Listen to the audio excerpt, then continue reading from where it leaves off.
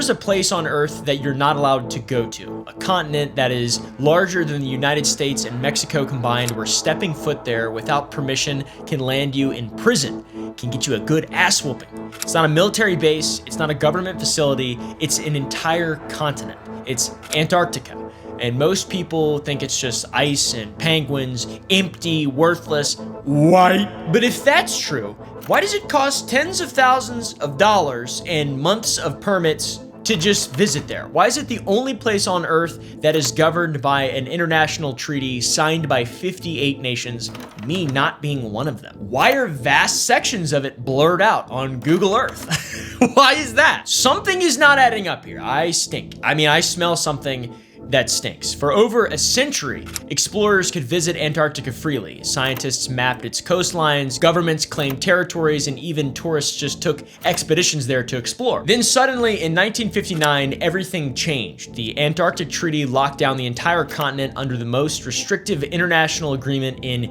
human history. They say it's to keep you safe, because you'll die if you go there. But locking down the entire continent? That doesn't really make a lot of sense, man. That's overkill. That's bullshit. All right, homie? Harry the Rat says that's bullshit. Whatever's down there, whether it be treasure, technology, or some kind of truth that we're not ready for, someone decided that the rest of us don't get to know. We don't get to know, I don't get to know. I get to speculate, and I get to talk about it and have a lot of fun talking about it, but, you know, you just watch this video. Anyways, buckle up. We're prying open the coldest lockbox on Earth. Antarctica.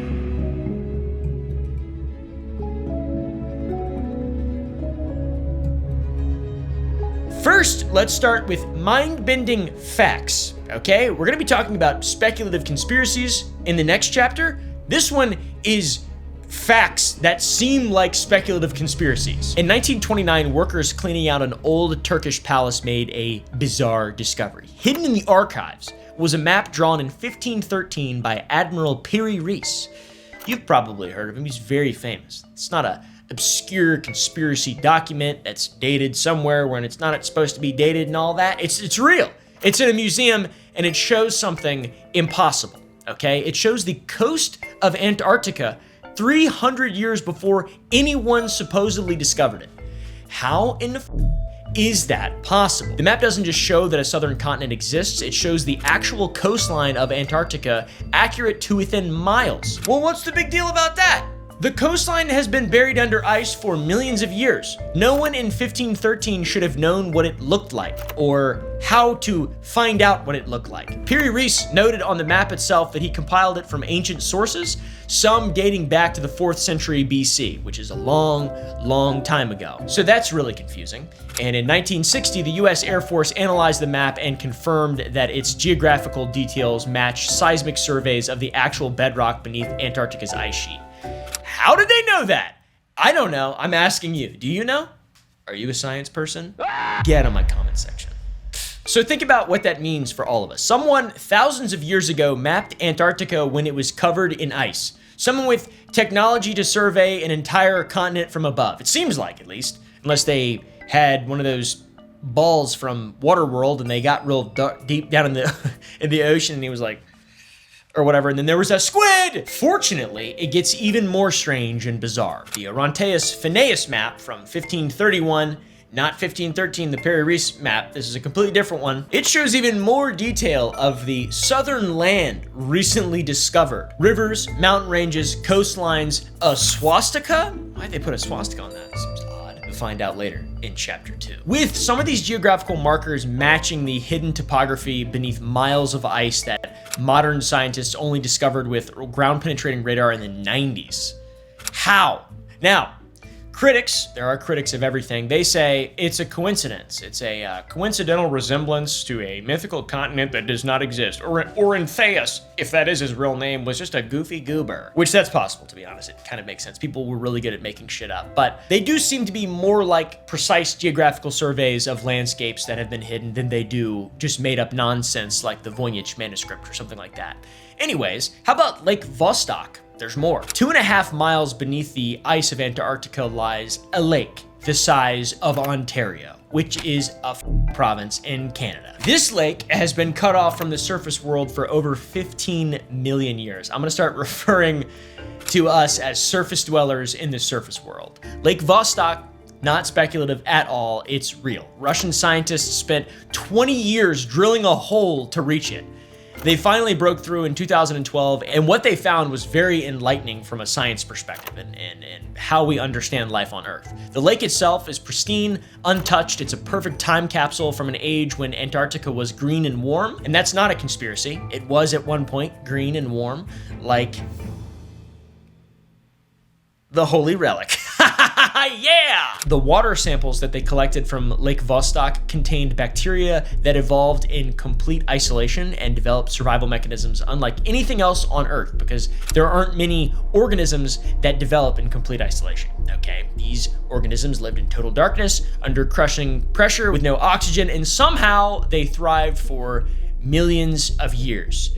How in the is that even possible? Scientists discovered at least 17 different species of microbes in the waters of Lake Vostok. Some represent entirely new branches of the tree of life. They feed on chemicals instead of sunlight. They transform metals in ways we're still trying to understand, and they can survive in conditions that would instantly kill any surface life from us weak surface dwellers. Now, this beyond the secrets of Antarctica has pretty staggering implications. For example, if life can exist in Lake Vostok's impossible environment, life can probably exist in other impossible environments, like on other planets. Bing!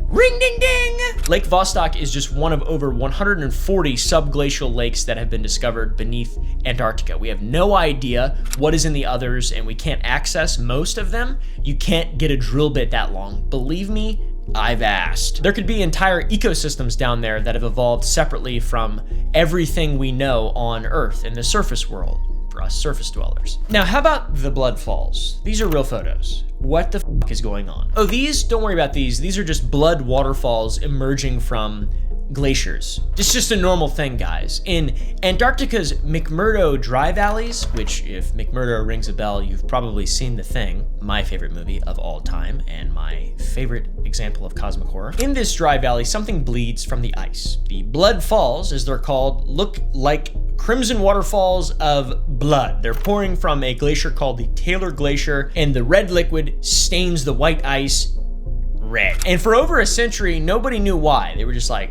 that's probably hell down there. But it isn't hell. It's somehow actually more strange than that. It is ancient seawater that's been trapped beneath the glacier for 5 million years. It's just leaking out of it, and it's red. And it isn't just old salt water, it's got living things in it. Now, the red color comes from iron oxide, but the iron oxide isn't occurring from the oxidation of iron in the normal process. It's being produced by bacteria. Those bacteria I mentioned that have strange interactions with metal, they eat the metal, they feed on the metal, and then they produce iron oxide. How? Why? What in the heck? Oh, these little rascals have also been sealed in complete darkness for millions of years with no sunlight, no oxygen, and no connection to the surface world. And somehow they've just survived down there and created their own ecosystem where they can transform iron into sulfur compounds and use that for energy. The process by which they're doing this, scientists are still trying to understand. To be fair, they're really far away and hard to get to, so it makes sense as to why it's so difficult. So yeah, that's unbelievable. These things use sulfur and iron to live, and they don't use the sun like everything else that lives. They're chemosynthetic extremophiles is what they're actually called if you want to Google those words. I promise you won't get put on any lists. I made it plural. I said lists. Okay, that's right. Lists. No, lists. I can't say that anymore. I don't like that. So yeah, a little blood coming out of the ground, no big deal. Scientists have also detected massive geothermal activity beneath Antarctica that doesn't match any geological model of the continent as well. Published research shows that heat flux near the South Pole measuring twice the expected values. Now that might not sound that dramatic, but it does represent millions of watts of unexplained energy generation. Is it those little extremophile chemosynthetic fellas chewing on sulfur and iron?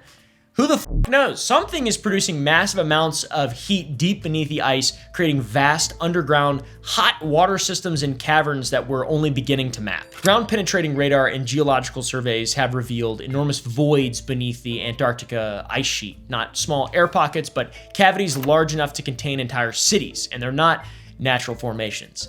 Halo reference. They're spaces that have been carved out by sustained heat sources that shouldn't exist according to our current understanding of Antarctic geology. This cave is not a natural formation. The heat signatures don't match volcanic activity, radioactive decay, or any other known geothermal process. They're too large, too organized, and too purposeful, to be honest. Whatever's generating these things, this heat, it's been active for a very long time, and it's quietly reshaping the subworld, Antarctica from below, okay, guys?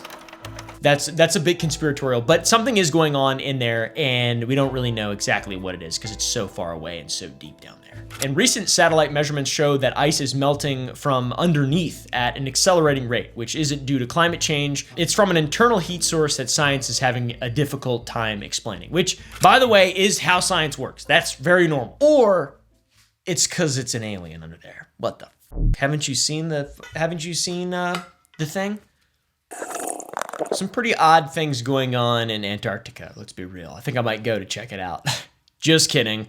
Time to venture into darker territory.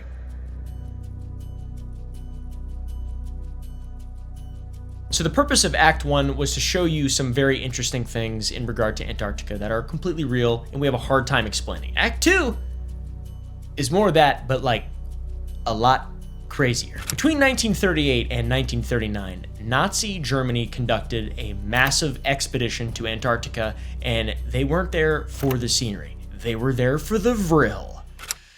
They were on their way to Hyperborea. This operation was led by Captain Alfred Richer. He led it aboard the ship the Schwabenland. Okay, guys, you've probably heard of Schwabenland. These fellows on this expedition systematically mapped over 350,000 square kilometers of Antarctic territory, flying reconnaissance missions, dropping thousands of metal Nazi markers bearing swastikas to claim the land for the Third Reich. Schwabenland, New Schwabenland, New Schwabia. What the f is Schwabia? Da wo man zusammen große Worte sind da.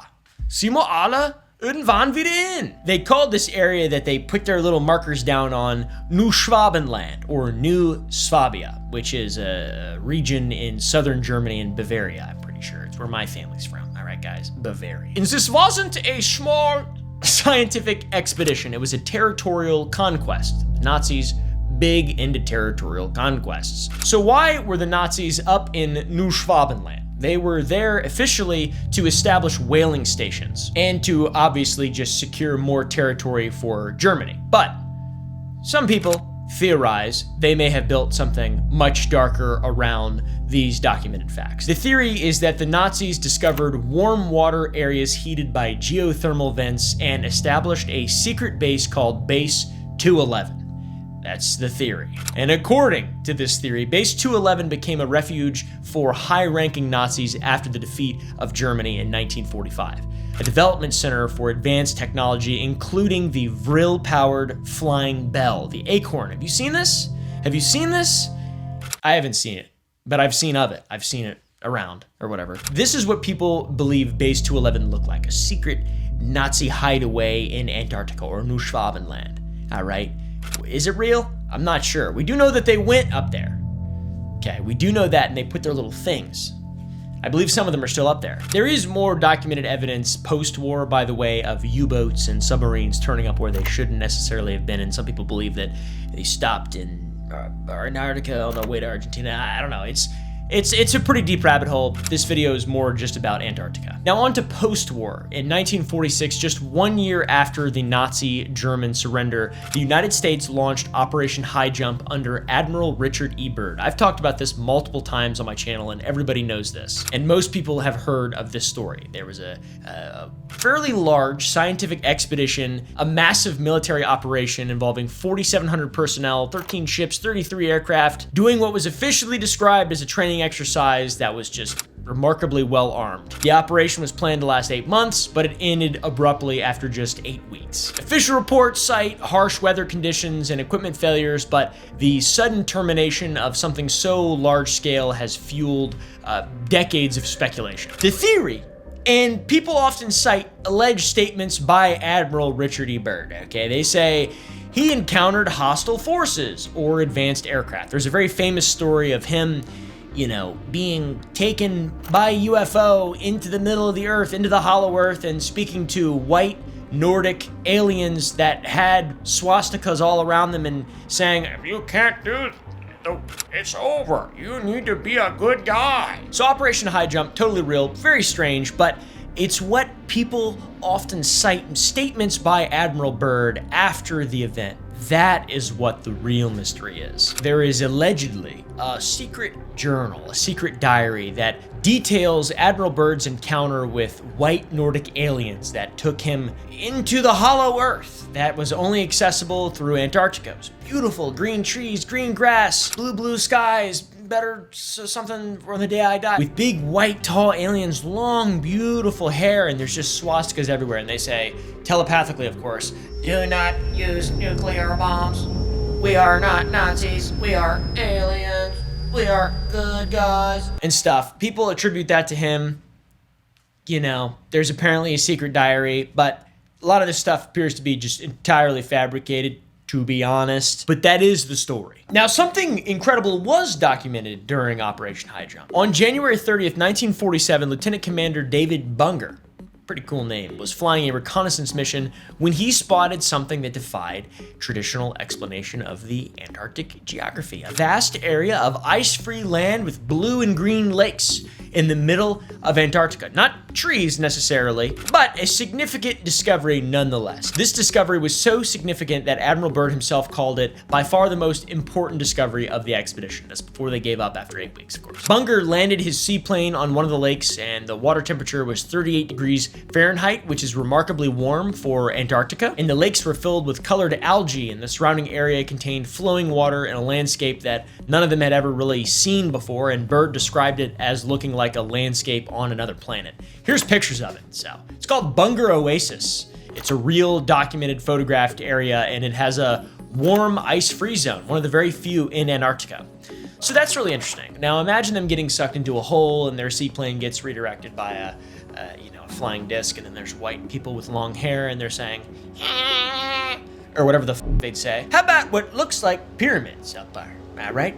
Very strange. Modern satellite imagery has revealed some intriguing features across Antarctica. Users of Google Earth have documented what appears to be pyramids, geometric structures, formations 180 feet wide by 230 feet tall with straight surfaces that look artificial. Very strange things to see in an ice continent. Plus, the formations seem to remain ice-free in spite of Antarctic conditions. They're too regular and too geometric to be natural formations. And unfortunately, they're too isolated and inaccessible to be investigated properly, especially not by the public, like me or you. Something also disturbing is when people try to verify the coordinates of these formations online, they often find the locations have been removed, the images have been removed. Just across the board, information has been removed from public access or has been digitally obscured when it comes to these geometric things in Antarctica. Also, Antarctica has become a bit of a hotspot for UFO sightings. Research station personnel, pilots, and tourists have all reported unusual phenomena, which is just kind of normal now. Disc-shaped objects emerging from the ice,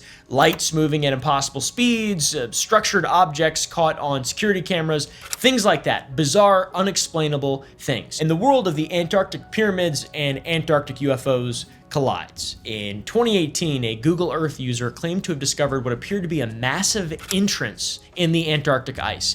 And when people tried to verify the location, they found that the coordinates had been removed from public access, and images of it had been digitally destroyed. But luckily, I have one here in this video. Probably, I don't know what Tara put up there.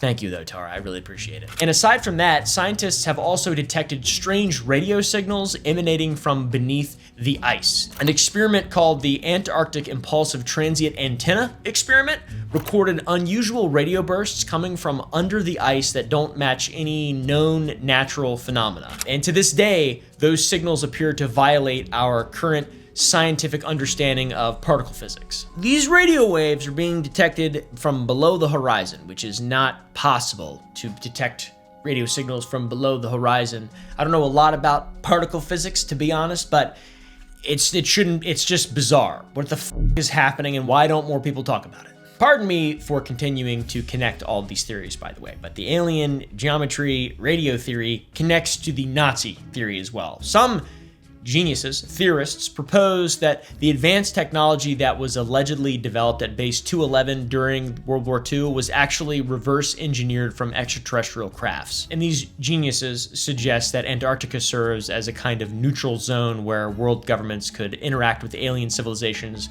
hidden completely from the public view and beneath the ice. And there isn't really a lot of credible evidence, but there is consistent reports of unusual aerial phenomena and some very unexpected things. And it does make sense. If you were to cast aside all doubt, humans, aliens on the same planet, let's say, and to prevent worldwide hysteria, because I know I'd be hysterical if some aliens showed up. I'd be like, ah! Ah! No, I'd handle it, dude. I've been prepping with my little bro here. I would offer him to them. To prevent hysteria, just hang out with them in Antarctica. Just hang out with him in Antarctica. Just don't even worry about hanging out with him like at Trump Tower or whatever at Mar-a-Lago or Wendy's or some shit. I don't know, Disneyland. Hang out with him where nobody can see, and then there will be no problems because no one will see. The public will not know, and it will all be fine. There's also the hollow earth theory, which I need to make an entire video about this because there's a lot of really interesting sub-stories in and around the hollow earth that are... they're interesting. Let's be real. They're very interesting. The hollow moon, already talked about that. It's scientifically explainable. But the most enduring theory in regard to Antarctica is probably the hollow earth theory. It's a theory that suggests our planet contains a habitable inner world, which is accessible through openings at the poles. One in the south, it's where Admiral Byrd flew his little suppository craft in, and one at the north. There are several pieces of evidence that geniuses point to when discussing the hollow earth. Admiral Byrd's alleged alien encounters, number one, unusual aurora phenomenon in Antarctica and magnetic anomalies that can cause navigation equipment to malfunction, and satellite imagery that shows missing data around both poles. So it's like, they're hiding it. Ah, good. I don't want to know about that shit. I'd rather just be a peon and just love my family and stuff, Life ain't that bad. I don't need to know about aliens. By the way, we checked. The poles are blurry on Google Earth. It's missing blurred data. I'm not sure. That's not what poles look like. I don't assume they look blurry, okay? I don't think you go there and it's all blurred out. There's a lot of blurred spots on the South and North Pole. I don't know. I guess I know why. Military installation or whatever who's gonna be like, what? There's you can see military bases in the United States and what? Who? Don't blur that. You're gonna scare me. You're gonna scare the hoes. Now, of course, scientists explain the blurring as a limitation of satellite orbits, but I and my fellow geniuses interpret these gaps as evidence of hidden openings to the hollow earth and/or conspiracies. Okay, guys? And the hollow earth isn't really even a new idea. The Greeks had the concept of Hades, the Buddhists believed in Agartha. Human cultures for a very long time have imagined vast worlds beneath the feet, us poor surface dwellers. And Antarctica, with its unexplored depths beneath miles of ice,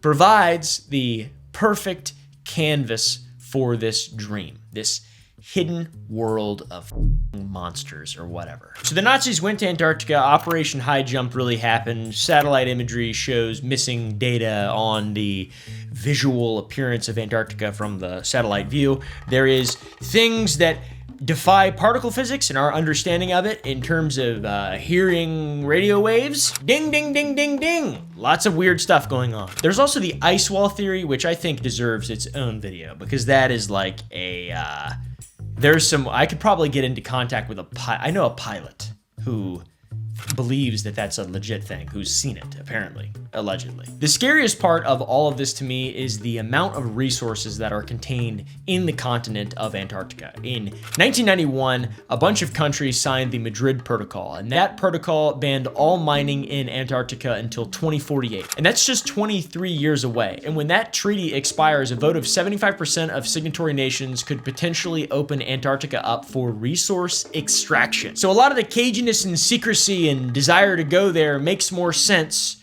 when you consider the following. Antarctica contains an estimated 200 billion barrels of oil, which is more than Saudi Arabia. Its mineral wealth includes gold, platinum, rare earth elements, neodymium, little tiny alien bacteria that can turn iron into sulfur and iron oxide. Plus, coal reserves there dwarf our existing deposits, and Antarctica holds 70% of the world's fresh water locked in ice.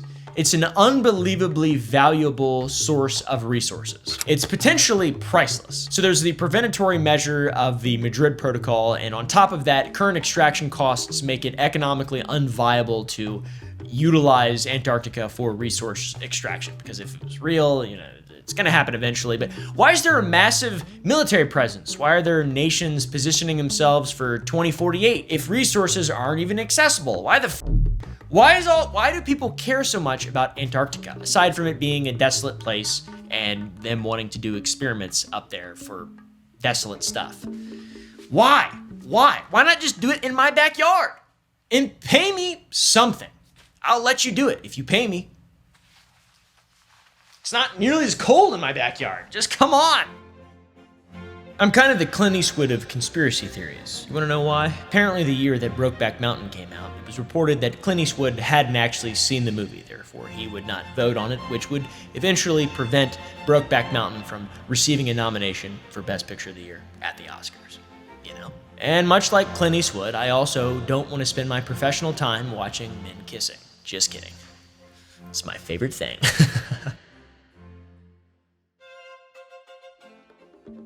By the way, it is possible to go to Antarctica if you want to. If you're not a military guy or a researcher of some kind, you can go as a tourist. There are ways to get there. You're looking at tens of thousands of dollars minimum, but the cost to get in isn't the real barrier. It's the actual permits to get in. Every commercial operator must work through IAATO, the International Association of Antarctica Tour Operators. And through that, only 100 people are allowed ashore at any time from cruise ships, and every landing site must be pre-approved and every activity must be monitored. So you're allowed to explore Antarctica about as much as you're allowed to explore North Korea, something like that. You're taking a carefully choreographed tour of exactly what you are allowed to see. Now, if you think you can charter your own expedition, you'll need permits from your home country, environmental impact assessments, proof of insurance that most companies won't provide, with search and rescue guarantees that are unbelievably expensive. Antarctica is a system that is designed to keep average people out, and it seems like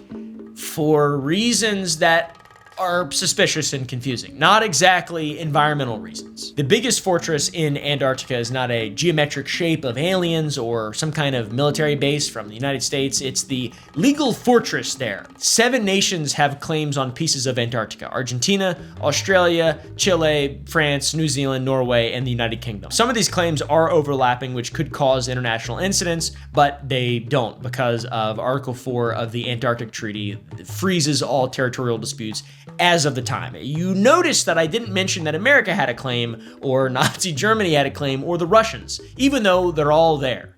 Well, the Nazis aren't. They're gone. It's because nobody can officially own Antarctica, but there are 7 nations who claimed it first, who kind of get to act like they do own it when it comes to controlling their sectors. It's a legal maze. It's very confusing. So let's say you want to investigate something in the British Antarctic territory. You need permission from the UK.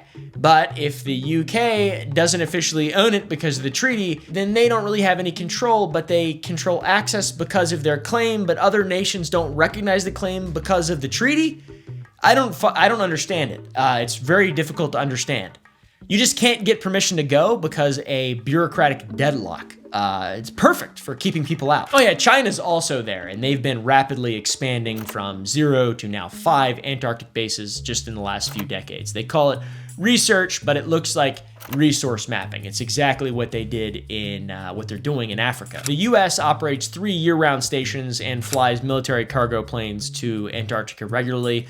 Russia maintains several bases and conducts operations that have nothing at all to do with penguins. They don't exactly seem like research programs. It's occupying forces maintaining strategic positions waiting for 2048 when they can extract resources, it seems like. McMurdo Base, by the way, is the largest research station in Antarctica. It is operated by Raytheon, which is a defense contractor that's behind advanced weapon systems. So why is the biggest research base in Antarctica operated by a defense contractor? I don't, and we'll never know, you know, born secret and all that. So when someone tells you Antarctica is off limits for environmental protection, immediately make fun of them and say, if so, then why does the legal framework look exactly like the framework that you would want to create if you wanted to maintain exclusive access to something incredibly valuable while realistically being able to keep everyone else locked out? Ask them that and do it in like a mocking voice.